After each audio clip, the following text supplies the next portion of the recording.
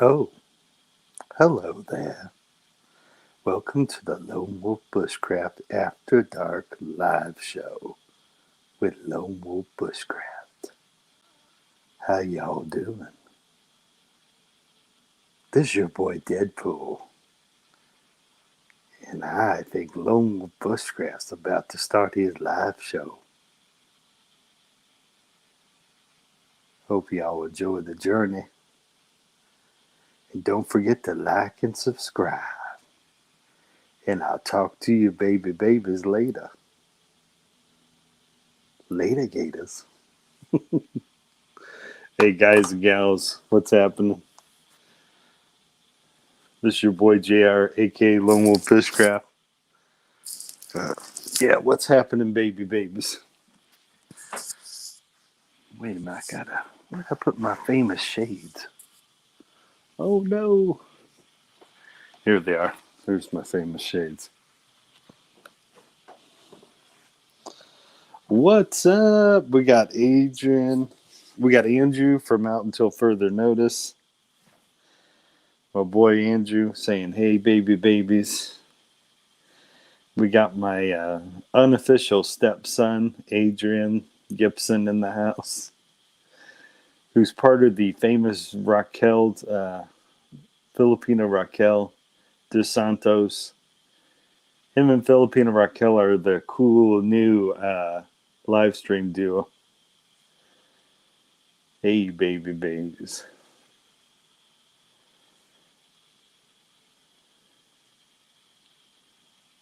That's so funny. I love it. Well, I haven't done one of these. Live streams in a while. That's because I had been in Sayulita, Mexico, and I also had been in Puerto Vallarta, Mexico. And those videos are already up on my channel. Um, I did a live stream from Puerto Vallarta, Mexico, and I may have done two of them in Sayulita, Mexico, some live streams. So you guys can check out those videos later. And once again, those were live streams directly from Mexico, and they're clearly titled, so you guys can check those out whenever you want. So yeah, this and the live streams and also the other videos were the first time I've done 2021 travel vlogs from Mexico. So that's pretty cool. So I was, I was really excited about going to Mexico. What's up, babies? Man, the overall trip, Andrew, was really nice. Yeah, I really dug it. It was super cool. Super cool. I definitely dug it a lot.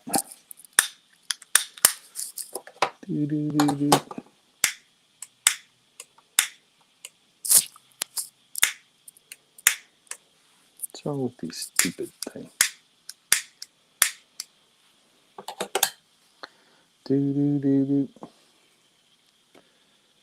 Yeah, I definitely dug my Mexico trips. They were really cool. They were super cool.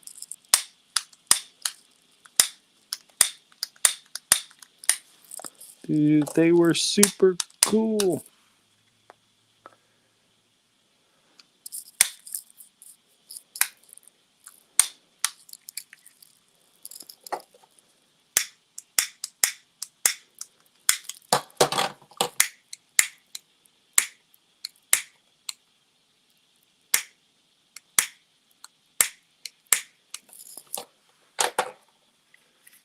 It's so funny.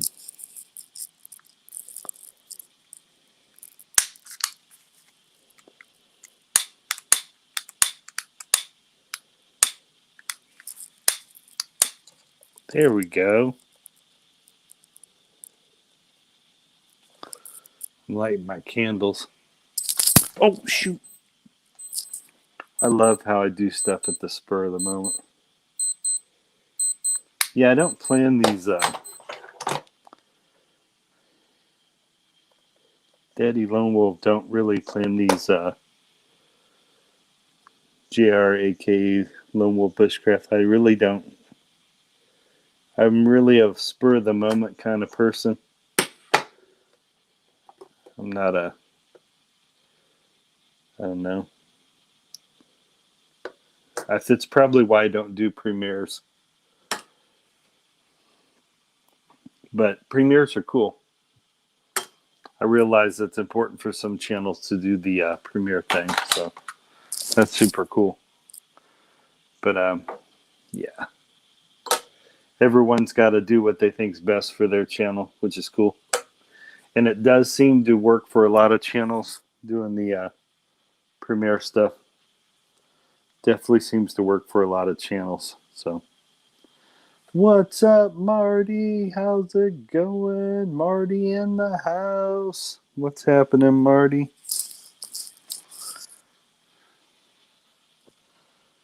So yeah, it's been a while since I've done one of these After Dark live series. So that's pretty cool.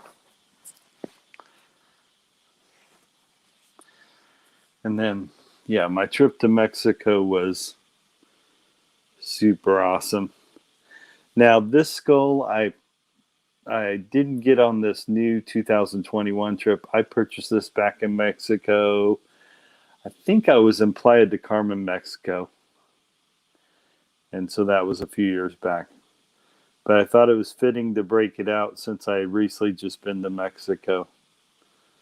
So I literally just came back Sunday night from Sayulita, Mexico. And then the first week I was at the Grand Palladium Vallarta Resort and Spa. So I spent that first week there. And then the second week I went to my Airbnb and enjoyed Sayulita, Mexico, which was really cool. So Viva Mexico. It's in those areas are in the southern part of Mexico, which is really cool. Super, super cool.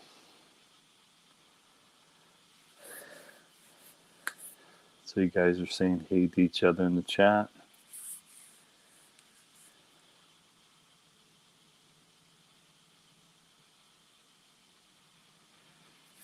Lady Marty. What a title. Lady Marty with the D. Yeah, it is. Yeah, it's a little after midnight here in Midwest Indiana. So a little after midnight. So I can relate. And I got work in the morning. I used to work Monday through Friday. Now I've had this schedule for a while. I work Tuesday through Saturday, and then I'm off Sunday and Monday. Sunny Stormy in the house. Take care, Sunny Stormy. Thanks for popping by for just a little bit.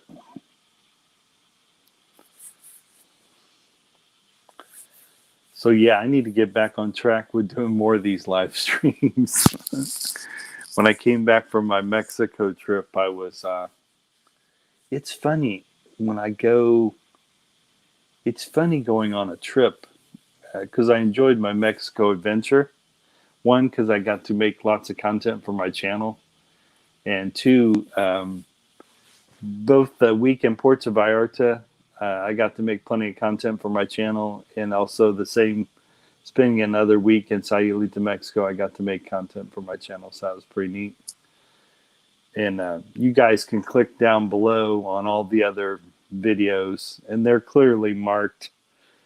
Pretty much all of them went to. I put all the videos made from Puerto Vallarta, Mexico, and also Sayulita. I put them in the playlist called Mexico Travel, so you can see all my adventures in Puerto Vallarta and Sayulita in the Mexico Travel playlist.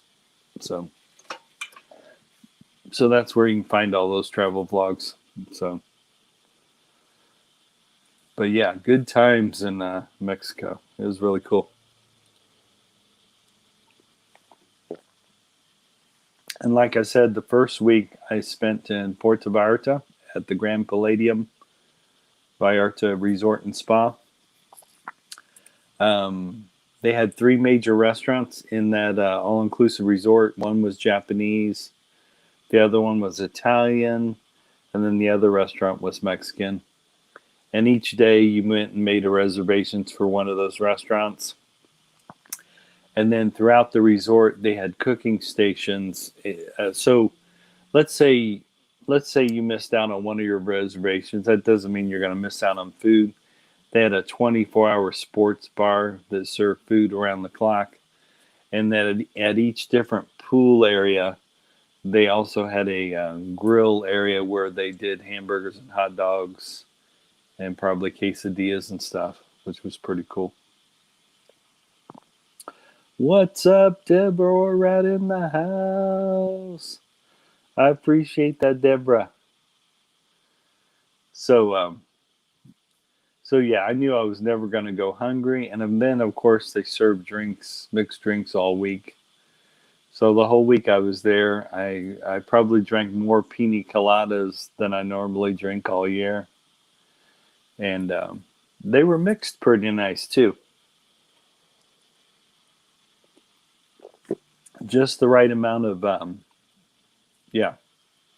All the mixed drinks I had there in Puerto Vallarta, Mexico, were mixed really nice. And like I said, they had three major restaurants. You could each morning when I would go down to the main desk, I would uh, either sign up for the Japanese restaurant, the Italian one, or the Mexican restaurant. And most nights, most nights we ate. Most nights we ate. Oh, and then, like I said, they got a 24-hour round-the-clock sports bar that's not too far from the main desk. Um, so yeah, if you missed out on any of your restaurants that you made a reservation, that doesn't mean you're not. And then the other thing I liked about that the Grand Palladium, they stocked the small refrigerator is stocked, and they stock it daily. So I think there's only a few times I had to ask them to come and stock it. But other than that, they pretty much stocked my small refrigerator in my room every day, which was cool. And that's all covered since it's an all-inclusive resort. And then, oh man, the surfing in the Grand Palladium Vallarta. My daughter's an avid surfer, so she got to go surfing every day. And we did bring her surfboard on this trip. But now, if we ever go back to Puerto Vallarta, Mexico, um, especially if we're staying at the all-inclusive resort, it didn't cost her anything to take any of the other boards out, particularly the long boards. And if she wanted to, she could have held that long board or used it for 2 hours. Most times, she just went and surfed for an hour. But if she wanted to, she could have surfed for 2 hours out there. So that's pretty cool. What's up, Filipina Raquel? How's it going? Ooh, ooh. Yeah, Daddy Lone Wolf is doing good. AK Lone Wolf Bushcraft, AK JR.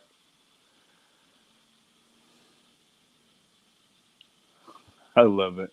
Adrian saying meow to Raquel. Raquel and Adrian, boy, they are becoming the live stream duo. They're really cool. Um, so yeah, man. Uh, like I said, the Puerto Vallarta trip and the Sayulita trip, you guys can go to the Mexico travel playlist, and it's got all the videos I made from Puerto Vallarta, Mexico. It's also got my live streams that I made from Puerto Vallarta. And then it also has all my Sayulita, Mexico videos. I believe I picked this up when I was in Playa del Carmen, Mexico. Um, so, yeah. Viva Mexico. I love going to the southern part of Mexico. So I've been to, so this trip, I spent 1 week. Like I said, I spent 1 week in Puerto Vallarta, Mexico, which I was at the all-inclusive resort. And then the second week was cool because then I went to the Airbnb. And yeah, that was really cool. So I felt like I had two really distinct um, vacations. I feel like I had two different really cool separate vacations. The neat thing about the Airbnb, I got to try out a different restaurant each night. But then I ended up falling in love with two restaurants in Sayulita, Mexico. One place was called Ruben's, where they do all kinds of really good sandwiches. And the other place is called the La Rustic, where their specialty was wood fire pizzas. They had a special oven that wood fired their pizzas. But they also had all kinds of pasta and all kinds of sandwiches. And they did have a sandwich called the Burger of the Day. And that was at the La Rustic. People are saying hi to each other in the chat.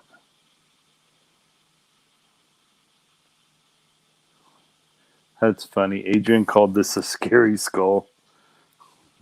It's actually really cool. It's like a party skull. He's smiling.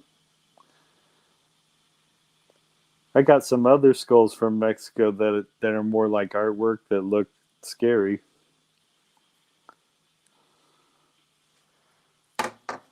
But oh yeah, man. I loved my Mexico trip. Yeah, absolutely loved it.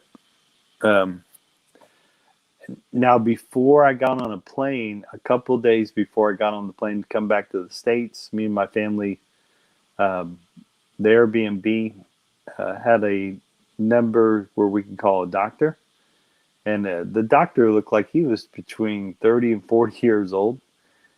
Well, he might have been younger than that. He might have been in his late 20s, middle 30s. But he came directly to our Airbnb and administered our COVID tests, and then within 24 hours we had the results. And and it was cool. We had our results in 24 hours. We passed our COVID test, and so yeah, any flights heading back to the United States, people have to take a COVID test, and if they pass that test, then they can get on their flight and head back to the States. So I took that test a couple days before my flight.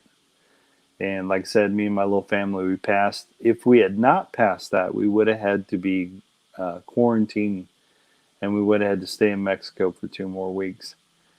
And yeah, that wouldn't have been fun because it would have been quarantine and not going anywhere for 2 weeks. I guess we could have done a lot of delivery if that had happened. But yeah, my plan is because I know sometimes you can get false positives. So I probably would have just paid for another test just to make sure that was true. But anyways, didn't have to do that. We all passed our COVID tests, and we were allowed to get on a plane 2 days later and head back to the States. So, but man, I didn't Sayulita. I mean, Ports of Vallarta, Mexico is really beautiful, and so is Sayulita, Mexico. And like I said, our last week was in Sayulita, Mexico. Our Airbnb was so close. By the time we went down the hill from my Airbnb, we were right there in the beach town of Sayulita, Mexico. Um, Really cool shops, really cool hotels. Uh, so yeah, the Airbnb was close to everything, especially once I got to the bottom of my hill from my Airbnb. It was almost like a street, a little hill street. Once I got to the bottom, I was right there, right in the middle of all the really cool things in Sayulita, Mexico, in that beach town. Really cool shops, really cool restaurants. Even walked by some really cool looking hostels. Really cool, very nice looking hostels and small hotels down there in the beach town of Sayulita, Mexico. We were also in walking distance of the beach. Um, Later in the week, I think 2 or 3 days later, my wife and daughter rented a golf cart. Sorry, didn't mean to say go kart. That's funny. A golf cart. My wife and daughter rented a golf cart, and that was cool because then we got to go to this two other playas that we definitely could have walked to those playas, but the golf cart got us quicker. So that was really for playas if we wanted to get there a little quicker than just walk into them. But the main playa, we were in walking distance to. So we were pretty much in walking distance of all of them. But what was neat about going adventuring out and checking out these other playas, they weren't as crowded as the main playa. But but I think the word's getting out about those little smaller outer places. I don't think they're going to stay a secret. And I don't know, maybe a year later, those smaller ones may get just as crowded as the big playa. So, but anyways, I still had a good time, man. Um, when I one of my subscribers said when he looked at my Mexico travel vlogs, he said some of the entertainment that was going on outside the restaurants reminded him of the French Quarter, or it kind of reminded him of the atmosphere of what you'd see in New Orleans. So I've never been to New Orleans, but that's what this one person said. So yeah, the atmosphere, man, the nightlife in Sayulita is cool. It's not crazy. It's not off the chain. In some parts of the world, people's nightlifes are really off the chain. Sayulita wasn't that. It's a surf town. Night, evening, people are having really nice dinner. Some of the restaurants had dance floors and had really cool Latino music going on. And yeah, for the most part, even though it was a party time in the evening time, it was a party chill. It was really cool. It wasn't off the chain. It was just the right amount of partiness, which is cool for a beach town. And man, yeah, um, it made me want to stay in Sayulita, man. It was really really nice. So yeah, I did not want to leave Sayulita, Mexico. So and then I love the fact that my Airbnb had a small pool. So whether I was running around going to shops, all day with my family, or whether I was swimming in the ocean all day, I got to come home and jump in the pool there. And then after swimming in the pool, me and my family would all take our showers. And then later in the evening, we would go for dinner. Most dinners, we were eating at like dinner at 9 or 10 p.m. And then towards the end of the week, we started eating our dinner around 8:30 p.m., which was cool. And then, of course, my very last night at Sayulita, Mexico, I got to catch the sun setting, and so that was cool. And then had to get up really early the next morning to go catch my flight. So, but yeah, I really like the very first place I got to go to in Mexico was in Cancun, Mexico, and that was cool. And then I had good times in Playa del Carmen, Mexico, and then yeah, Puerto Vallarta, Mexico was cool, and then Sayulita, Mexico was awesome. So yeah, really good times in Mexico. I can't wait to plan my next trip. Of course, I'd like to go to Peru sometime soon. Take us on your next vacation. I love it. We see you all there. Yeah, you have a great place where you. Yeah, it was really cool. It was. Oh, and then we ran into this older man, this older gentleman that looked like he's from Spain, and he said that when a lot of the young people come and vacation there in Sayulita, Mexico,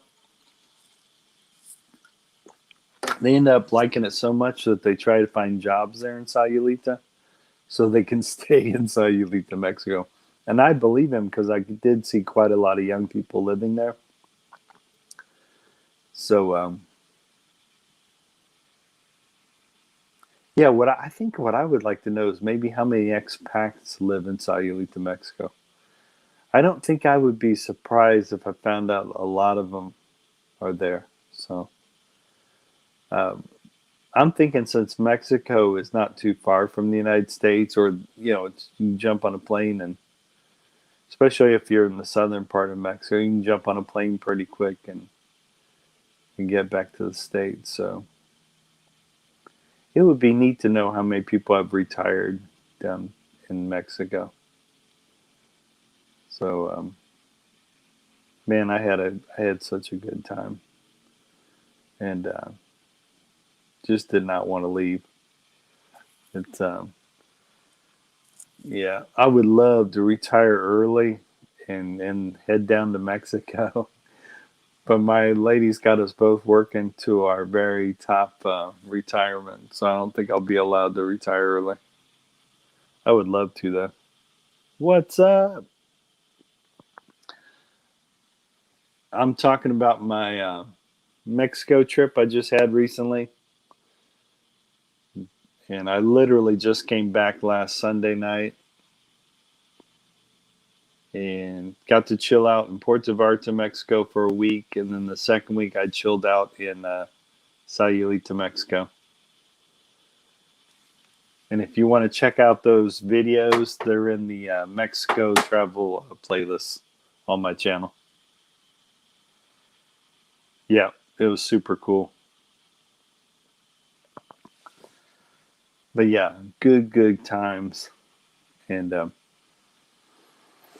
I don't know if you guys are. I'm about to grab my fruit, guys.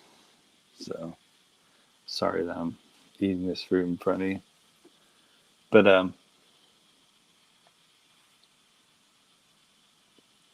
oh, what do I use in my background? Yeah, some people think I'm using an app. I'm actually using a disco. That's a disco light. Occasionally, I'll get that. People ask me how I'm doing that to my background. So yeah, that's an actual disco light, and I believe I picked that up at we have a place called Spencer's. They still sell like lava lamps, and they sell disco lights. And yeah, it's just a cool way to change up my background using that disco light. So yeah, um,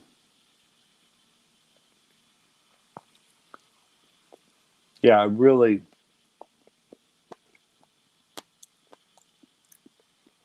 both my mom and dad they retired early,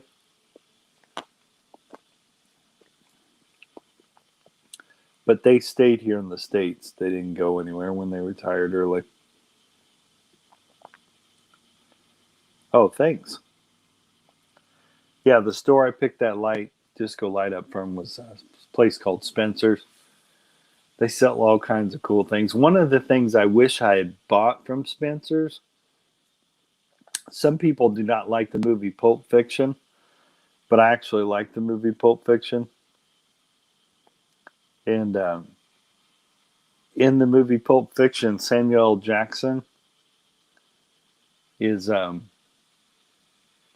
I'll set the scene what happened in Pulp Fiction at the start of the movie. It's got a guy and gal enjoying breakfast and drinking coffee. And once again, this is from the movie Pulp Fiction. And the guy's trying to think what his next heist will be. And he says to his girlfriend, why does no one ever think of sticking up restaurants? And his girlfriend says, a coffee shop? You want to stick up a coffee shop? And he explains why he doesn't want to stick up liquor stores anymore or gas stations. He said because a lot of those are privately owned. And, you know, he was worried there could be a language barrier. And so now he's thinking he wants to stick up this coffee shop. And once again, this is in Pulp Fiction. Anyways, yeah, you guys need to go see that movie if you haven't seen Pulp Fiction. So, anyways, it gets to Samuel Jackson's character where he hands him his wallet, and then all of a sudden he gets the jump on the bad guy that's sticking up the place. And of course, the girlfriend goes nuts because he's got a gun to the boyfriend, and he tells her to cool. He said, "Tell that bitch to cool." He goes, "We're gonna be like three Fonzies, and what's Fonzie like?" She says, "Fonzie's cool." He says, "That's right. We're gonna be like three Fonzies." And anyways, he tells the bad guy to go in and get his wallet, and he said, "Well, which one is it?" And he said, "It's the one that says bad motherfucker." And sure enough, he pulls out the wallet, and stitched in lettering is the phrase "bad motherfucker."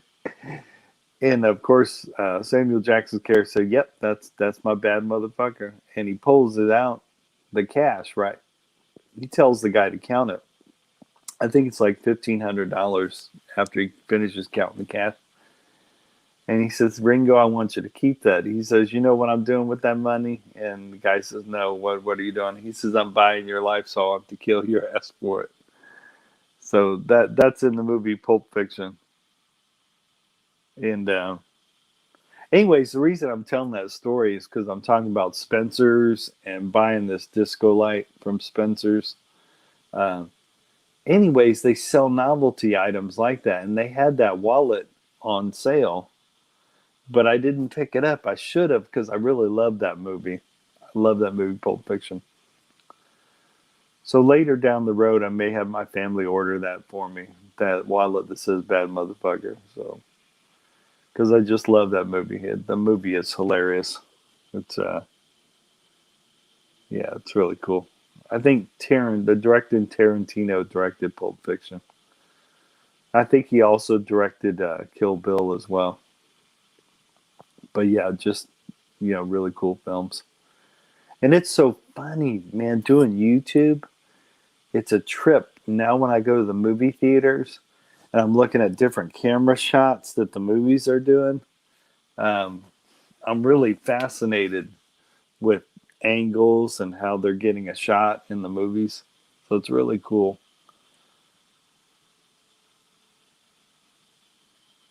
So I really enjoy it. Um, or I have appreciation for what I see a camera catch in the movie. Now, one guy, I can't remember the name of the movie, but one guy filmed a whole horror movie with a smartphone. And man, I wish I could remember the name of that movie. But he took a really advanced smartphone and he shot a whole movie with it.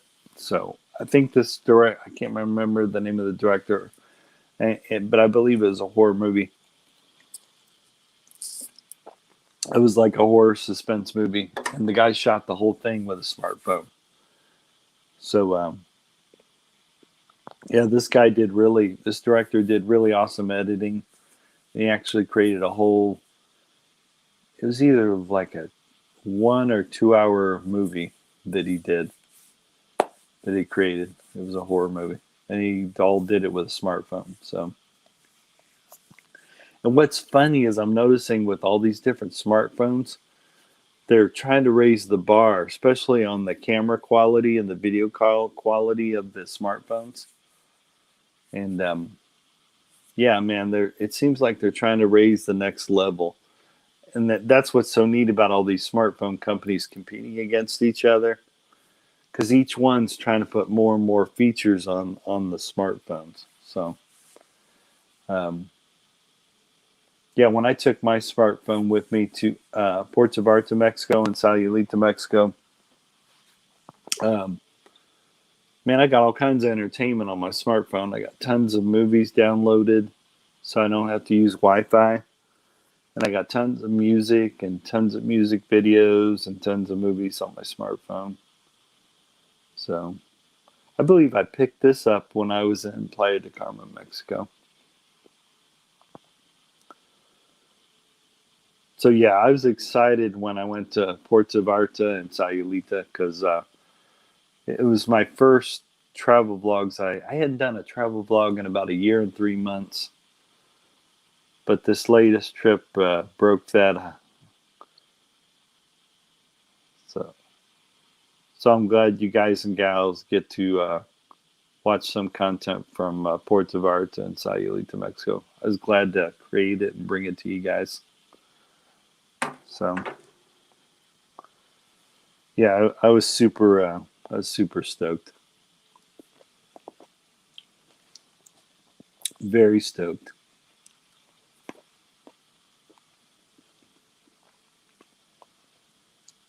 But it's so funny when I came back Sunday night. I feel like I had to recover from my vacation. I don't know if any of you guys get that, but yeah, that's funny. I feel silly almost admitting that, but I actually feel like I had to recover from my. But that's cool. I didn't go back to work for 2 days. I got to chill on Sunday and then Monday, and then I went back to work on Tuesday. So, but after being gone for 2 weeks, it felt surreal being back in the States. I mean, I was glad to be back in the States, but home is wherever you hang your hat. So, my wife has talked a lot about us going and retiring in Peru, which is cool because the first time I went to Peru was really awesome. It was about like 29 years ago. And I got to spend a whole month in Peru. And I want to say towards the fourth week in Peru, I was getting a little homesick for Indiana. But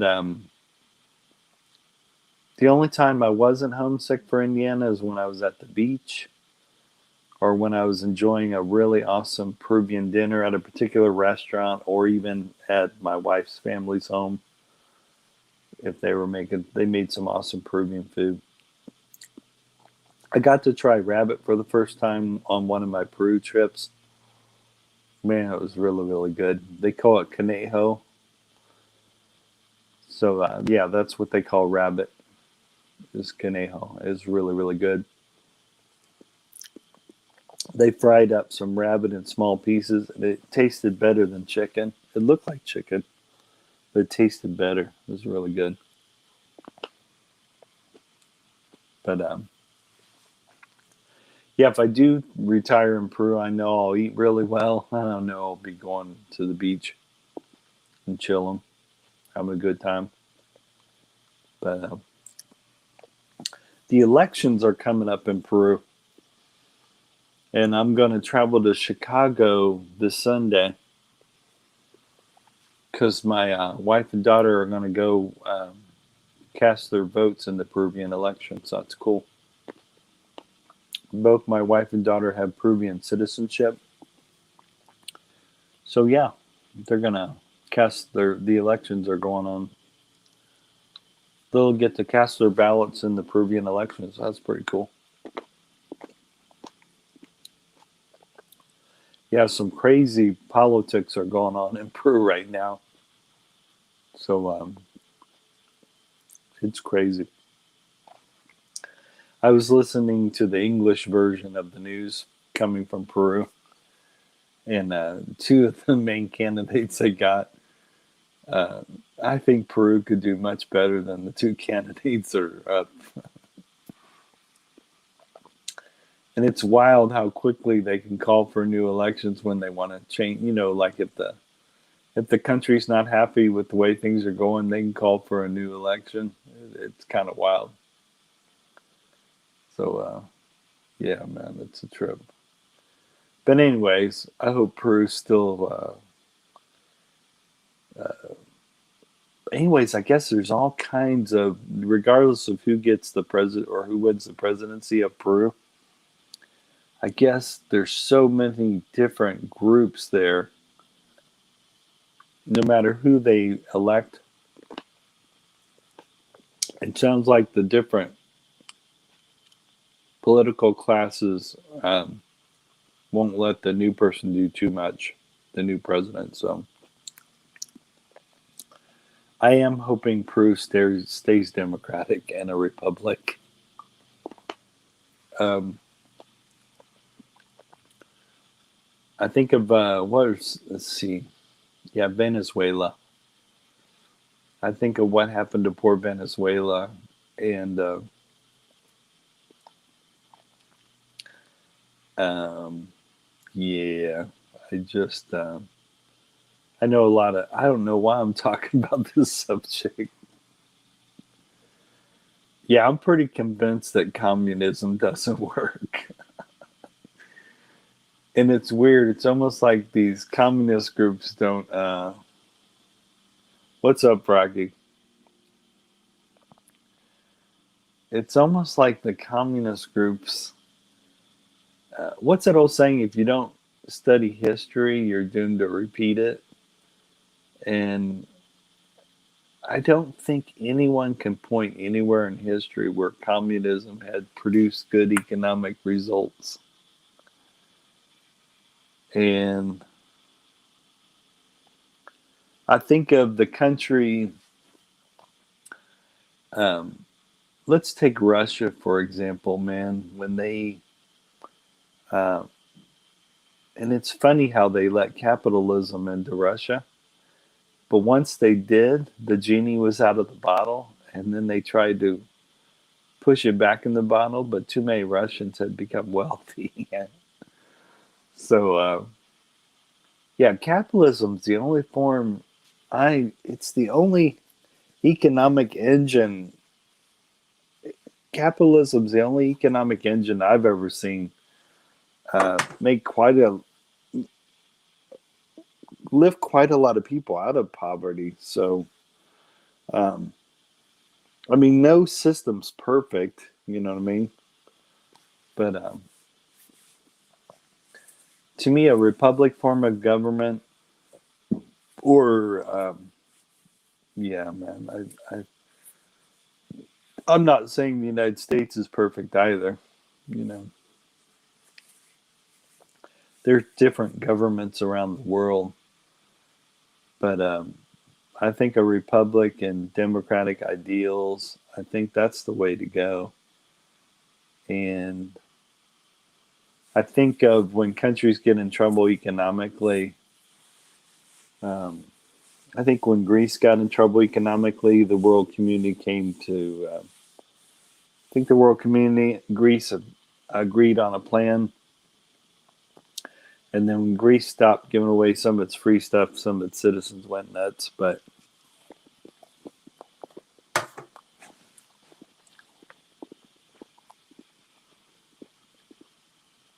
of course, we're the new kids on the block. Our form of government hasn't been here forever, but it is amazing what America's done in a very short time of its little country's life. And um, yeah, I like when America tries to provide leadership in the world.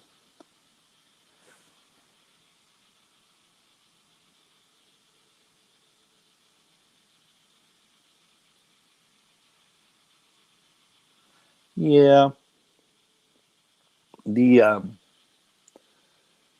the only thing about our or what's funny, Rocky. Here's what's funny. And if you if someone would read the history of the United States, it's funny how we broke away from Britain and formed our own country. And the United States had to borrow money from other countries to form the United States. So, yeah, they had to raise quite a lot of capital to create this thing we call the United States now. So we started off as really small colonies. So, but I really like the idea of the United States because, like I said, we're not a perfect country. But what's so neat is we have this rich diversity from all these other cultures. Yeah, and we still borrow money. That's true, Rocky. We do. Um, but I like it. I like it when I think all the countries around the world can learn from one another. And like I said, I'm not saying the United States is perfect, but I believe all the countries around the world can learn from each other. Um, um, like I said, capitalism, man, is it's just an awesome economic engine that has produced a lot of wealth. I think one of the things that can help any country is you got to have transparency with your economics. And I guess a long time ago, our thing was backed up by gold. And now instead of gold, it's backed up by confidence, which is really scary when you think about it. So things are backed up with confidence. But yeah, the thing I like, and of course you got people that are sworn in as new Americans joining them, being becoming part of the fabric of America. So you got all these neat, rich cultures here in America. Um, the other thing is, as far as the social media side here, um, uh, I mean, my God, we got freedoms here that they may not have in other parts of the world, to speak your mind and stuff. Uh, the only phrase that bothers me that I hear on social media is the phrase "speaking my truth." Um, I think there's some truths that are black and white, like do no harm to others. I think that's pretty black and white. So, but I do get a little concerned when I hear on social media people saying speaking their truth, like what no one explains what that means, speaking your truth. So, I still don't know what that means when someone says the phrase speaking their truth.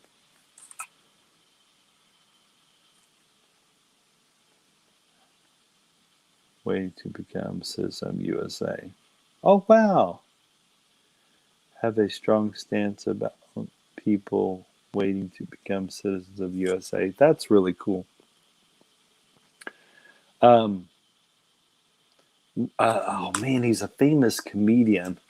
I think he's got the live or die snake thing on his arm, and he's a comedian. He's a Scots guy. He's originally from Scotland, and he became a U.S. citizen. And oh man, what is his name? He ran a late night talk show. Um, he's one of my favorite comedians that run a late night talk show. And he became a U.S. citizen. I mean, I was born in this country, but I have a lot of respect for people that get in line and uh, you know do all the correct paperwork to become a U.S. citizen. I think that's really cool. Um, and I think the United States is always enriched whenever because my wife became a citizen quite a lot of years back, and so did my mother-in-law. And what's funny is they gave my mother-in-law a United States flag. She thought they gave it to her because she had scored really good on her citizens test, but they gave it to her because she had actually was the oldest U.S. citizen being sworn in. So that was quite a lot of years ago.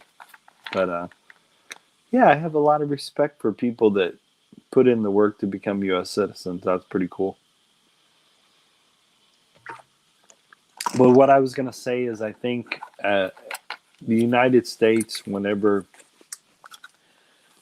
someone from another country is sworn in as a U.S. citizen, I think it really enriches the United States.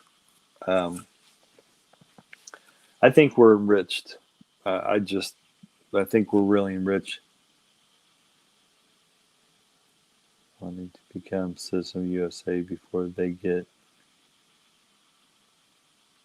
should have to serve in the U.S. military, serve our country first, and our. Funny you say that.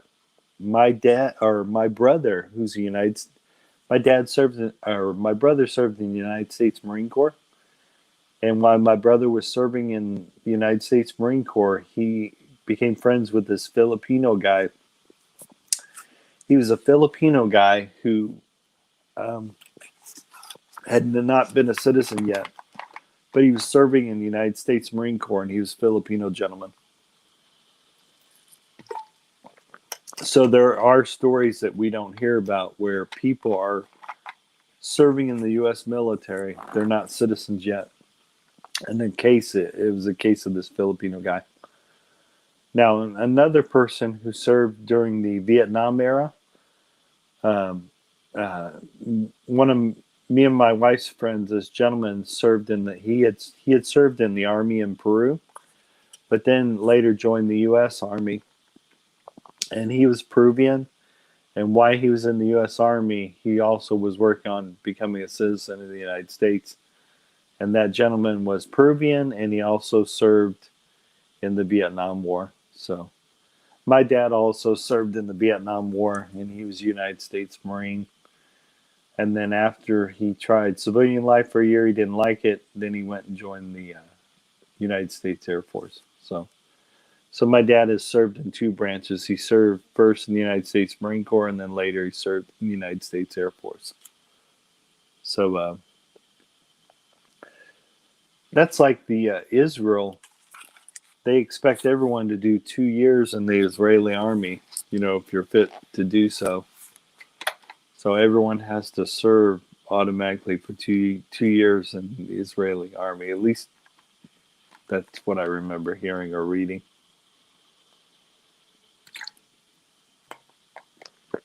So, man, I didn't realize how many elite units the military has. I think in the Marine Corps they have two elite units. One's called the Marine Raiders. I think the other one's called Marine Recon. And then the United States Air Force has some special elite group. I think the Army has Special Forces, and then they have Rangers. Then there's Green Berets. I think in the Navy it's called the Delta. And I didn't realize Delta can be a mixture of all different branches of the military. So in the Delta Force, there's sometimes a mixture of Army, Navy, and Marines. And maybe even some Air Force people. But I've definitely heard of Marines and Navy being part of Delta. So, yeah, man. That's... and then Special Forces and the Army. So I think I was clicking on one of these YouTube videos that was talking about that, all the different special forces they have in the U.S. military.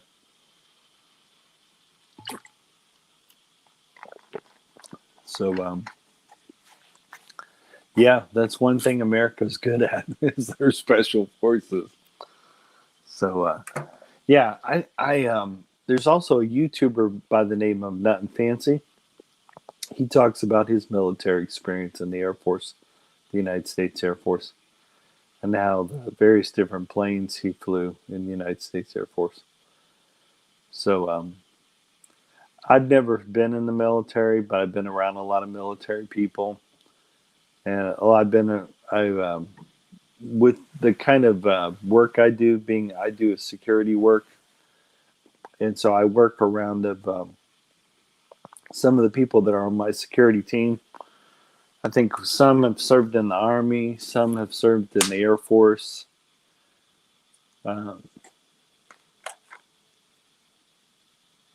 Yeah, lately Air Force and Army. I don't know if I've served. I can't remember if there were any Marines with me in security.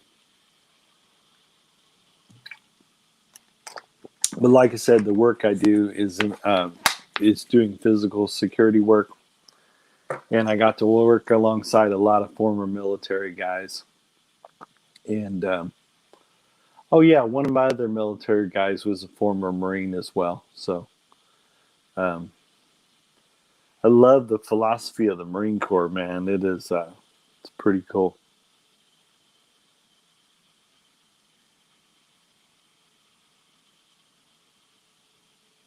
Yeah.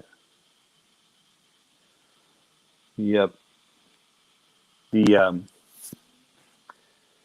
I love the preparedness of a lot of military people. It teaches them a lot of their training teaches them preparedness and also teaches them how to take care of stuff, how to take care of emergencies, different emergencies and stuff. So, and then also because of my work, I work work around a lot of police officers too. So, and like I said, I do actual physical security work. And so I get to work alongside police officers. I get to work alongside former military people. And I also get to work emergency people as well.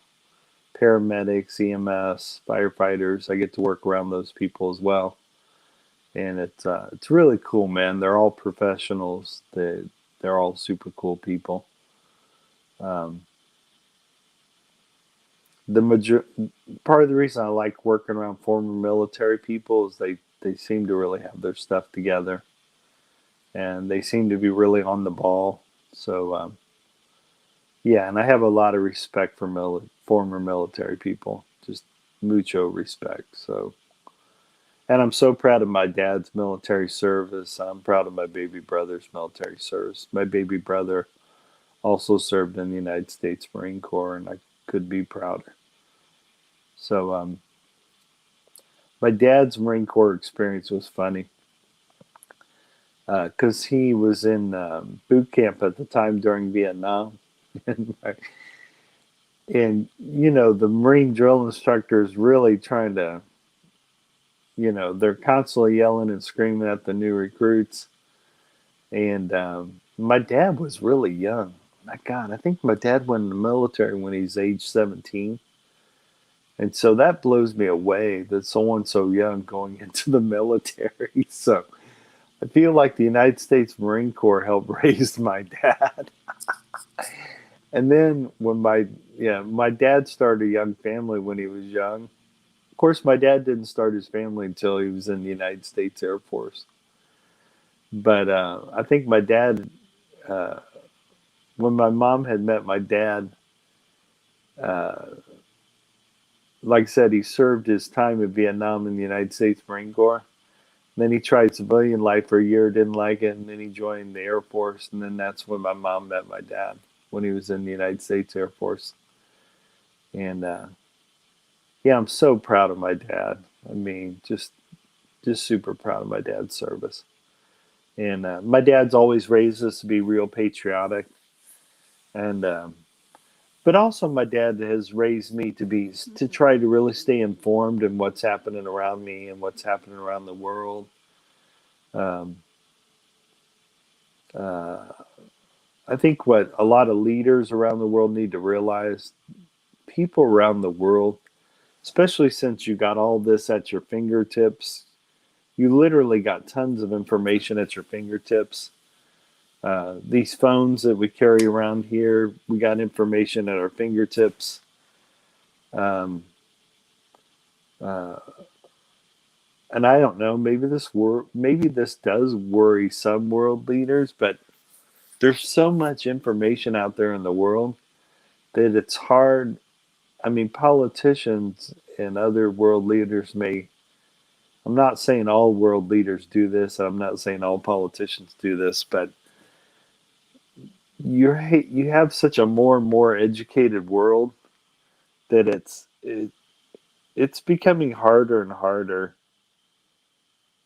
Uh, it's become harder and harder for politicians and world leaders to pull the wool over people's eyes. And I guess these emails, someone filed a Freedom of Information Act to get to these emails that Dr. Fauci had. And so, uh, yeah, people are having a field day with these emails. And man, the worst thing you could do to a world community is lie to them. Just and being a science guy, that never helps, man. Just why would you lie to the world? Why would you lie to a world community? You know, and why would you do it for just money or fame or to become a household name? It's being a science guy. I was disappointed. So yeah, the world. Some people in the world just don't get it when you go down that road of not being honest with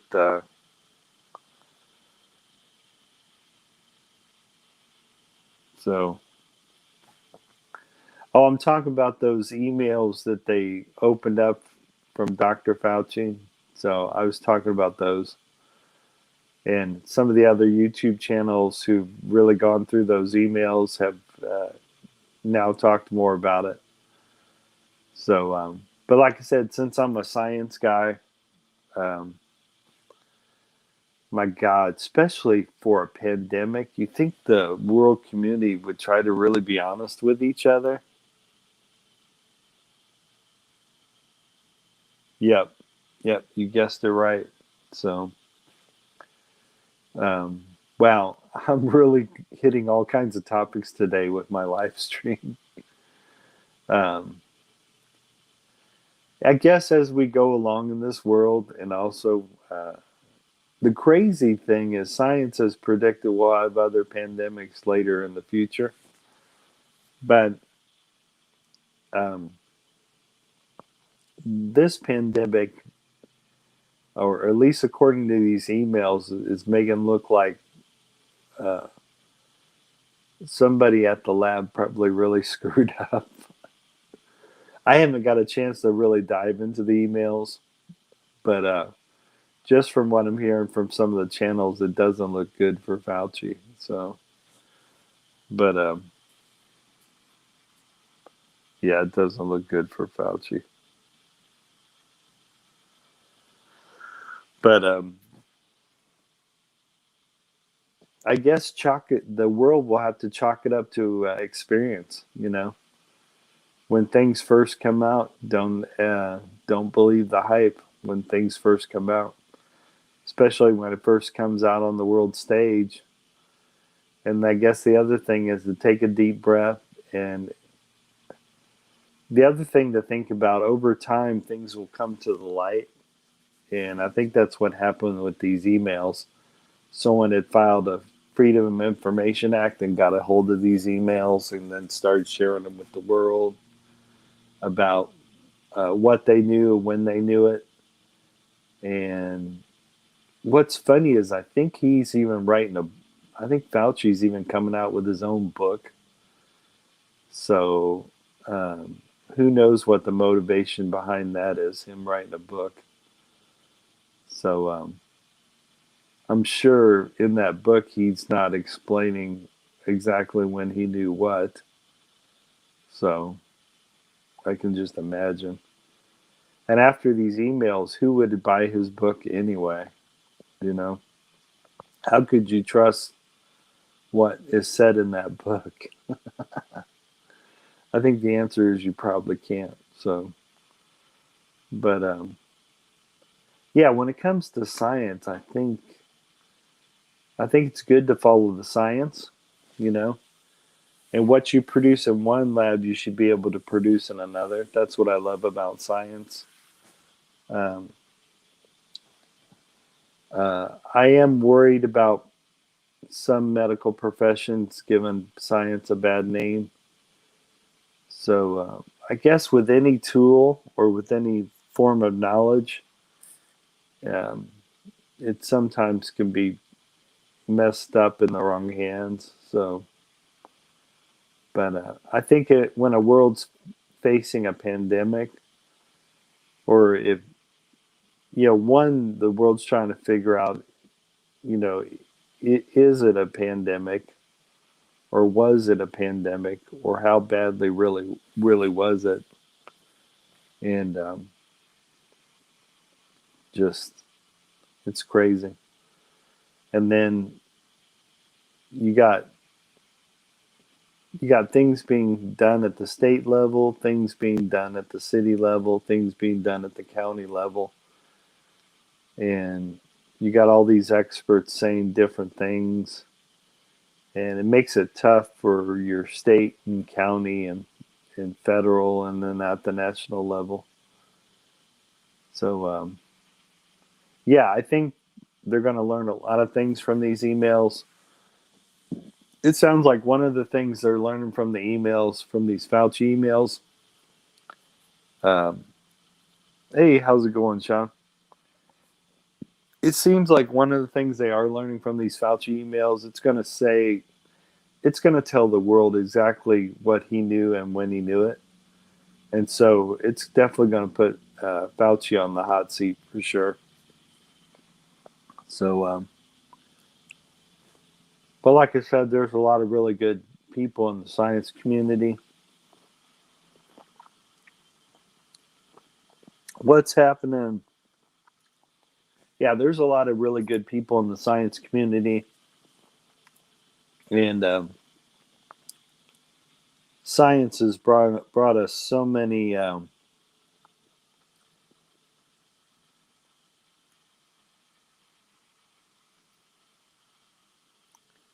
yeah, yeah, that group scares me, Raquel. I'm not even going to say their name, but yeah, that group scares me.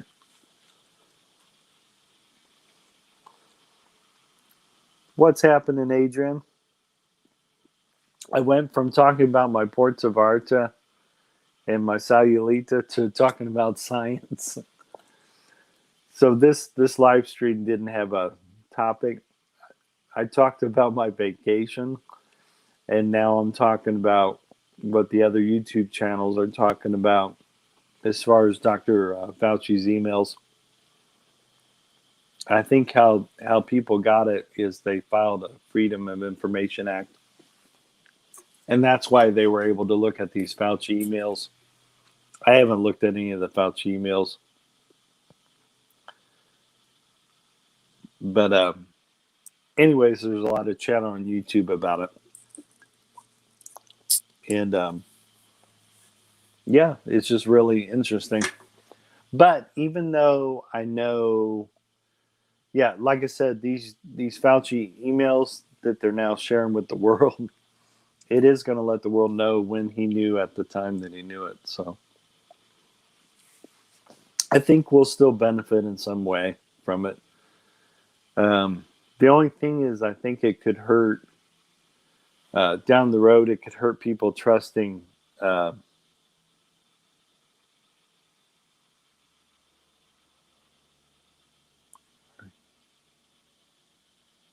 Oh no, I'm eating. I'm not dipping. I'm actually that was some fruit skin I didn't want to eat, so I'm not dipping. I'm eating fresh fruit. Thanks for checking, Sean. I know I'm a Texas boy, but I don't smoke and I don't dip. Yeah. Um, so yeah, I'm a big outdoors guy, and but and I also love science, and yeah, I love it when people do trust the science and try and go with the science. Let's dip, laugh out loud. Yeah, I think, and I know I did because I had got rid of my. I got. I used this as kind of a spitine, and plus I did it on. I did it on my live stream, but it's actually from some. It was actually some skin I didn't want to eat from the fruit. That's funny. Can't believe I did that on my live stream. That's funny. Anyway, ha ha ha. So yeah, even though I'm disappointed in that uh, healthcare professional, um, now this is just my opinion. I think that one healthcare professional, of course, I don't have all the facts either, but if I were to venture a guess, I think that healthcare professional um, who knows what was in their mind at the time they were deciding what to say and what not to say. And but the cool thing is, there's tons of other healthcare professionals that are not trying to get the limelight, and they want to do right by humanity. And yeah, we need more and more of those kind of health professionals that are not trying to become a household name. Um, yeah, it's just so yeah. All humanity needs to do their homework. Whichever healthcare professional is coming to the forefront, talking to humanity, he's under a big microscope right now. Yeah, it's even bigger now that they got these emails that they uncovered. So yeah, he's under a microscopic microscope now. Yeah. Oh, I wouldn't want to be under it. That's for sure. Um, like I said, I haven't delved into the emails, but it looks like, from what I'm hearing from other YouTubers who have jumped in the emails, it now some of them did do it as a caveat that have read these emails. One YouTuber said that they wanted to point out they themselves were not an expert. So, and I'll point that at myself as well. I'm not an expert either, but I really want to trust my healthcare professionals, especially if they're serving at that level. I'm always hoping and praying that any healthcare professional at that level, I'm hoping and praying that any healthcare professional at that level has the most highest ethics, and um, they got to really be careful what they say because they're going to affect policy, right? So, um, I mean, I'm assuming if you're at that level, you're already thinking that way. At least I hope you are. What's up? How's it going, RS? But yeah, you're right, Sean. Yeah, he's definitely on. Fauci's definitely on a micro. Yeah, he's definitely. Yeah, they're zooming in on him. One, because I guess these emails. Um, that's funny. Whenever someone's in, I guess there were a lot of emails going back and forth, and but in fairness to some of the other people that were bouncing emails back and forth during this health crisis, there were a lot of people in the world trying to figure out what was going on, when the pandemic first hit. Because at first they didn't know what they were seeing. So, but then I guess you have an email that was sent to him where he's being thanked for keeping things under wraps. And so that doesn't look good because then it kind of looks like you may be hiding something from the public. So, thanks, RS. I appreciate that. I picked that up at Spencer's a long time ago on my disco light. But so yeah. But yeah, I'm still a big science guy. I'm um, I'm still going to trust science, um, even if I come across science professionals that may go about it the wrong way. I'm still gonna enjoy and love science. So, and then I'm also fascinated with economics as well. Um,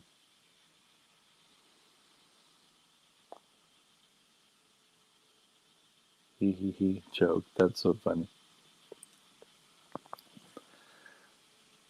So yeah, RS. I hope you're doing well. I hope you're doing good. I'm glad I got to check your live stream while I was at work. So that was pretty cool.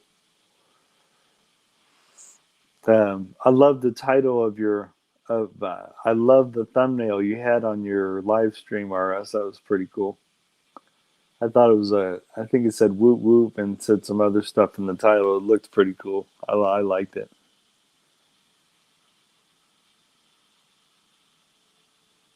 Hee ha ha ha ha. RS is cool. But yeah, long story short, I'm always gonna still enjoy I'm always still gonna enjoy learning more about science. Um, a lot of things that we benefit in our society around the world stem from science. And then some of the things that have caused harm also has come from science. Or when some bad science has been done, sometimes harm has happened. But for the most part, science brings up a lot of good. So for the most part, so and then same thing with capitalism. Capitalism has generated a lot of wealth around the world. So, but wow, that's wild. I love it when I don't name a topic on my live stream. So this live stream first started out with me talking about my Mexico trips. Oh my God, look at the time. How long have I been on here? An hour and 16 minutes. Okay. So it is 1:12 in Midwest Indiana. So I'm gonna have to wrap this up because I do have work in the morning. We're living.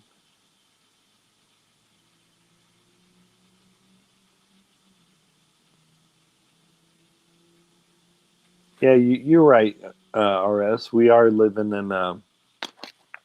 It's so funny, RS. It's funny you say that because whenever I start my car up in the morning and back out my car, it's really early in the morning. I want to say when I pull out of my garage, it's probably between 6:15 in the morning, and I can hear the birds chirping. I know, Sean. Anyways, I pull the car out of my garage about 6:15 in the morning every morning while going to work.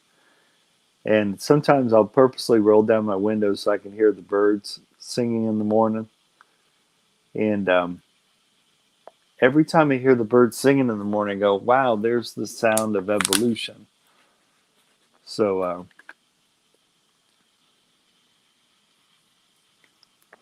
and what blows me away as a human being, I can understand years, I can understand thousands of years. Do I really understand when I say the word millions of years? And I'll give you an example of a really long time. So here's my shoulder. So from my shoulder is the start of the Big Bang, right? Now look at my arm, right? Guess where all of human history is from the start of the Big Bang at my shoulder? All of human history is under my fingernails. So that's how much time has really passed.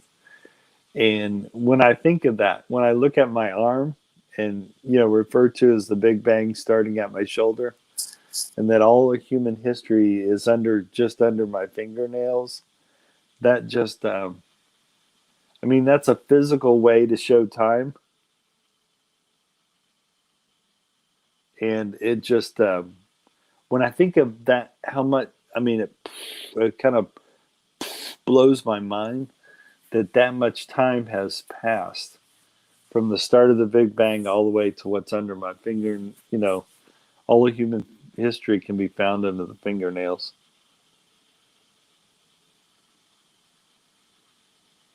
Oh, have a good lunch, RS. Take care. But so that blows me away that much time has gone by, and where I got that from is from me learning about science. So that's pretty cool. Anyways, thank you guys and gals for joining me here on my live stream. I appreciate every one of you, and for those of you who end up rewatching this live stream, thank you so much. In case you didn't get to be here during the live stream, I still appreciate those of you guys and gals that'll play this live stream back. So this is your boy JR, aka Lone Wolf Bushcraft. I'll talk to you guys later. Take care, everybody. Peace. Later, Gators. And I hope you're all doing well out there. Once again, thank you to my subscribers who've been with me for a long time. And thank you to those my new subscribers who've just come on board here.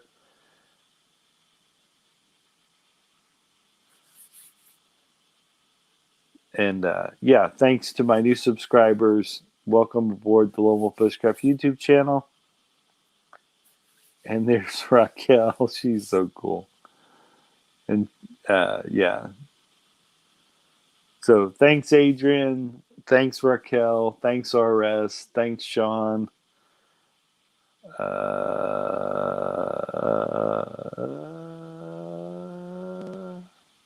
Thanks, Adrian. Thanks, Sean. Thanks, Raquel. Thanks, RS. Thanks, James.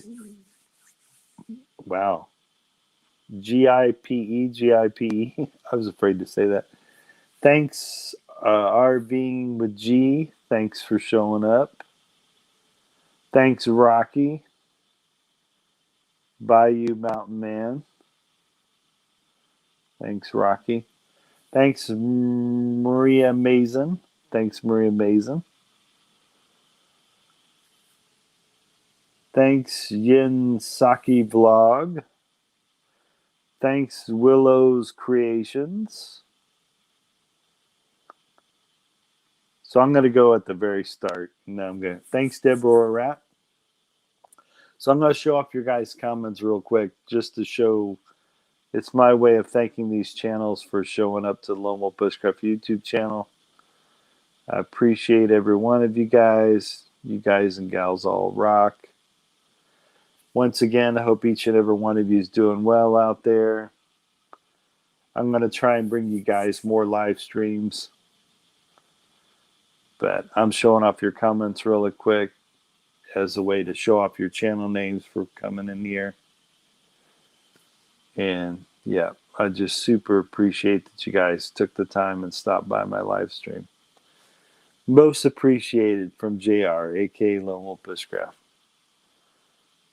So thanks for stopping by the live stream. Each and every one of you rock. I really appreciate your time. And there's some really cool channels in here who popped into Lone Wolf Bushcraft YouTube channel live. And the title of this one is called After Dark with Lone Wolf Bushcraft. That'll be the title of this one.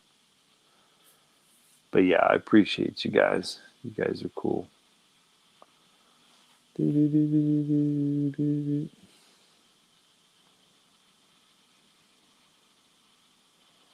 just like showing off your guys' channel names.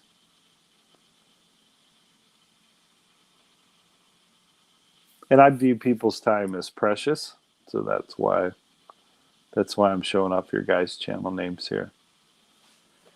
And in case my audience that plays this back, in case you're not familiar with some of these channels, give them a look at. And if you end up liking the content of their channel, please give them a like and subscribe. Daddy Lone Wolf would appreciate that. Or JRAK Lone Wolf Bushcraft would appreciate that.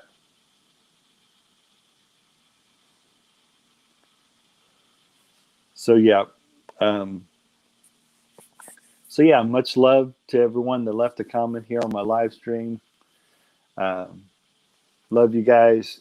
You guys all take care, and I'll talk to you later. Later, Gators. Peace. Take care, everybody. Have a good night. Peace.